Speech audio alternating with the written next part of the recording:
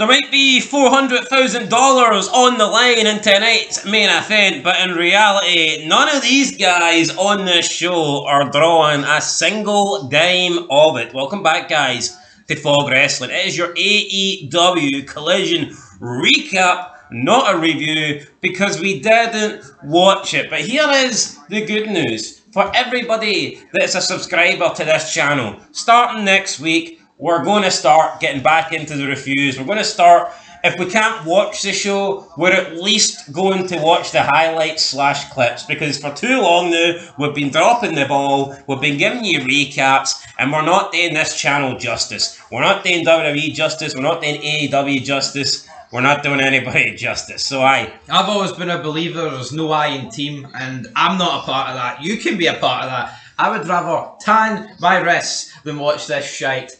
I mean, we've got people in the comments just telling us to stop watching it. Yeah, they're saying here, nah, man, I refuse. There must be at least a dozen people out there that would be sad if this channel just ceased to exist. Well, the channel would always exist, but it would simply just be like WWE, the past. Right. So, I mean, that's all we've got. Guys, let us know down below in the comments. Do you want us to keep going? Do you want us to start reviewing shows again and actually watching this crap? Or do you want us to just lay down and die and quit and give up? Inject the poison? Do you want us to lose like an invasion? Are we going to let the invasion of shitty wrestling beat us? Or are we going to do what McMahon did and put our hands up in the air after Kurt Angle screws Austin with a title shot to the dome? I'm gonna kill my creation. Come on. Matt Hardy will not die. And neither will Fog Wrestling. Well, we'll see about that, but one thing that's already died. Although, you know what, see as bad as Matt Hardy must have felt when one of his best friends and Lita cheated on him, I don't think he feels as bad as we feel watching how bad wrestling has cheated on us with the decline on it. He's been able to sit down and do interviews and matches and programs with those two. Right. I don't think we I could never sit down with this current roster and go, you're pretty good. Yeah, you're good. I don't think I could sit down and share stories with Johnny Gargano. No, definitely not. Anyway, let's get into this Collision show tonight. So, nearly $500,000 on the line. See this $400,000 on the line? That's about as important as one of the titles on this show. Yeah. See an imaginary, fake, non-existent $400 being on the line. That's the same as one of Mercedes Monet's belts on the line. See, it doesn't mean shit. Tony Khan is that retarded and that meant it. He probably actually gives him $400K. No, but see wrestling when wrestling was good. No, but see like Money in the Bank. Yeah, I get it. There's no actual money in it, but you're getting a contract for a title, so it means something. See, back in the day, it was like McMahon doing the money giveaway. He was actually giving away money to fucking people. You had the storyline with JBL with Shawn Michaels is broke and he's lost his smile again. He's also lost all the money in his bank account and he's having to basically sell out and try and make JBL a champion. Because Shawn Michaels is broke, Michaels is bankrupt. You can incorporate money into... Money can be in the stipulation in a feud or a match, and it can be good, but you need to show us the effect of the money, or you need to show us the effect of the lack of money. Yeah. But in this, it's just a title. $400,000 on the line. Win, lose or draw, hee-haw's happening. Yeah, and but look, they don't have the Titantron this week, the Young Bucks. We need more than that. It's like, we're watching 2003, we're currently on the year 2003, you look at Jamie Noble, his aunt died, he got left over $700,000, and he's using that money to try and sleep with Tori Wilson. Is the winner of this match going to come out next week and offer Mercedes Moné fucking 50 grand to bend over? No, the winner of this match is going to do nothing. That's that 400 grand. That's going to go into hyperspace. Or ask a man to bend over. Well, that's true. Tony Khan, the man. Anyway, let's just get into it. San Antonio, Texas. That's where we are tonight. No Shawn Michaels in sight, so... It's just shite. Yeah, we got a promo from, I don't know, the world champion. I don't know. Who's that? Adam Page. He basically says he calls Wacky back. He said Wacky back. I've tuned it. Match 1, Pac with Daniel Garcia, Wheeler Yuta, and Marina Shafir taking on Tomohiro Ishii. There is nothing. There is nothing more cringe than like weed humour. Aye. And I'm not saying there's not people that can pull. I think Snoop Dogg He can pull. See Hangman Adam Page, a fucking loser. Yeah, He's no, never but here's the pulling it deal, right? I don't want to alienate some of our subscribers, but I think that weed smokers are fucking losers. I'll be honest, I do.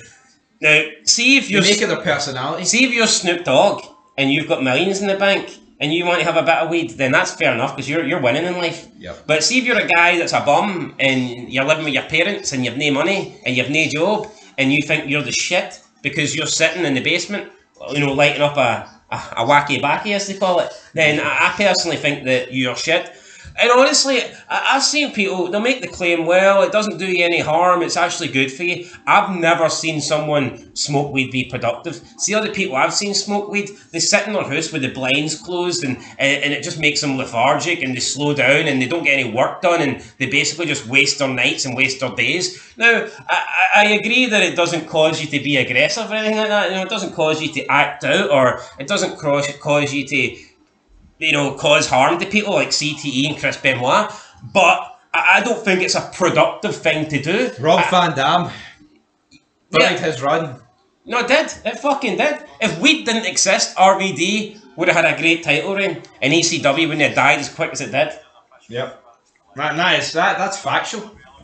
So, yeah, but we'll move on. No, but look at McMahon. McMahon's getting 2 hours sleep, getting up, going to the gym, and then putting the work in. See someone that's getting weed, they're not getting up at 2 a.m. No gym. See, they're probably still awake at 2 a.m. Smoking the wacky backy, and then they're sleeping in till like 6 p.m. the following day. Whereas McMahon's already conquered shit. See, by 6 p.m. McMahon's made billions and he's already slept with Trish and Tori Wilson same day. One for breakfast, one for lunch, and he's probably gonna have fucking Sable for dinner. So Weed man. McMahon's accomplished shit. You know what I mean? These weed smokers have accomplished hee-haw.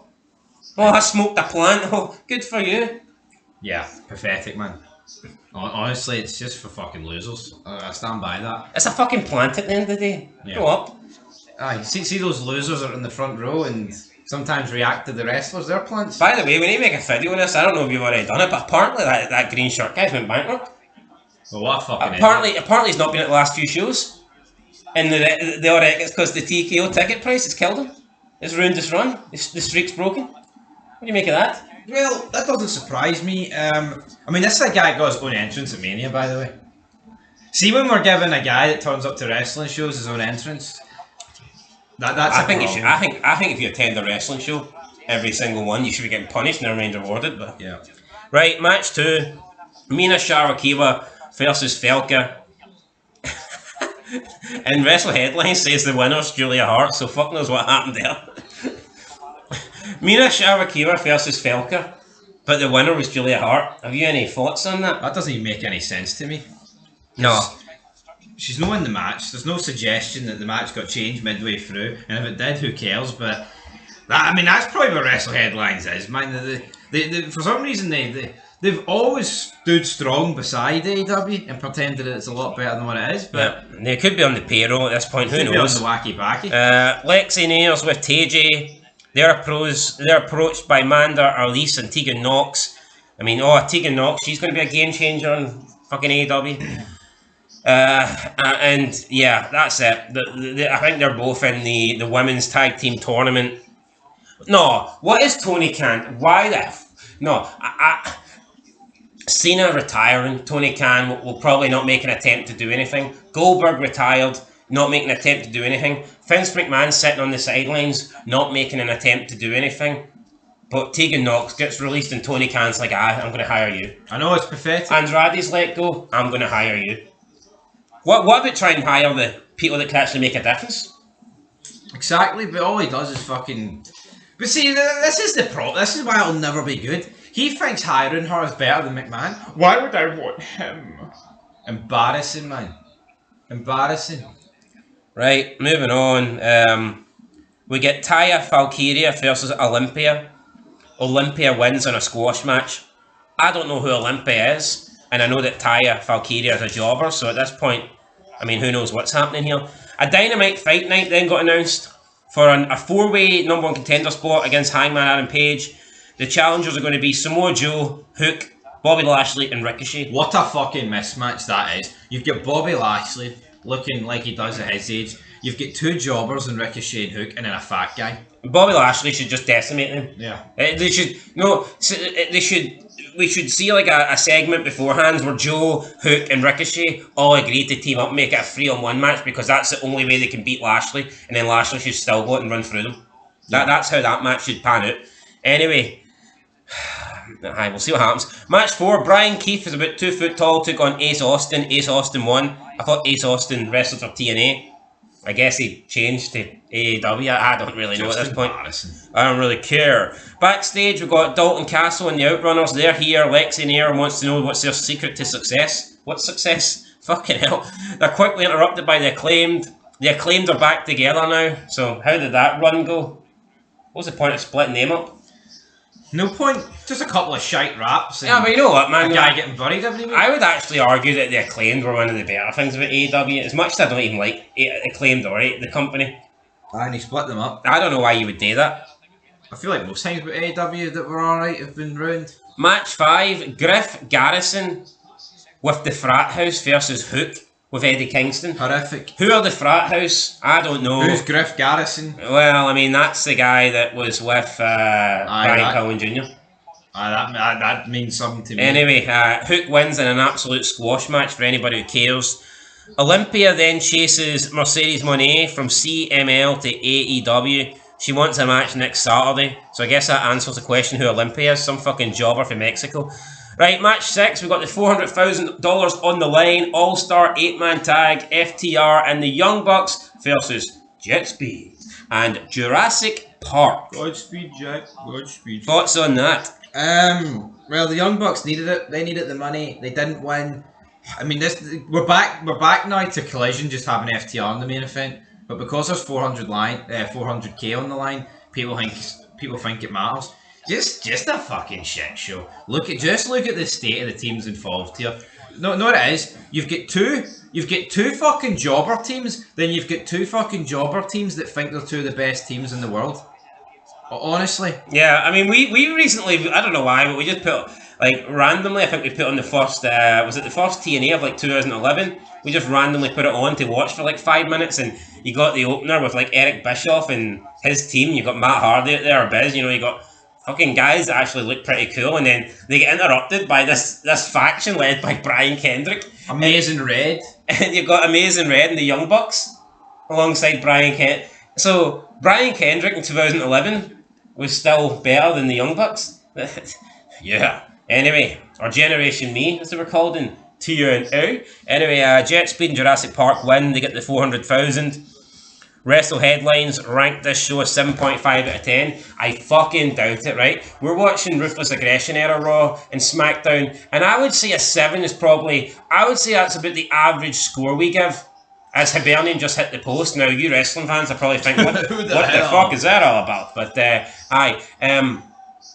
yeah, back to my point here. I would say Ruthless Aggression era, I would say the average rating that we give is probably a 7. I'd say more often not, the shows get a 7. Sometimes they'll get like an 8 or a 9, and then the very odd time they'll get a 6. But I would say, if you average it out, I'd probably say that a 7 is the rating that we give out the most. But on average, I would say it is probably around the 7.5 mark for 2003 Raw and SmackDown. Would you agree? I would agree with that. This guy's in that ballpark. This guy's gave AEW Collision this week a 7.5. And by the way, that's one of the lower ratings that Wrestle Headlines give AEW. I've never seen them give lower than a 7. Because normally they give 8.5, 8.75, 9.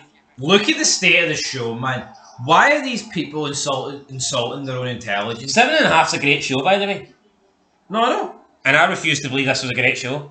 Yeah, because you know what, wrestling's got to be held in a different standard to most things because there's so much it over the years. You've got multiple shows a week. You're right. See, like a true 7.5. That is in the upper echelons of wrestling. 7.5 is a great show. Yeah. 7.5 should have, at least I would say at least one great match, a couple of good matches, and then some great promos. And I refuse to believe there was any of that on this show. But anyway, that's it, guys. Catch you in the next one. Till then, what's not your thoughts? Was it great or not? 7.5. Peace.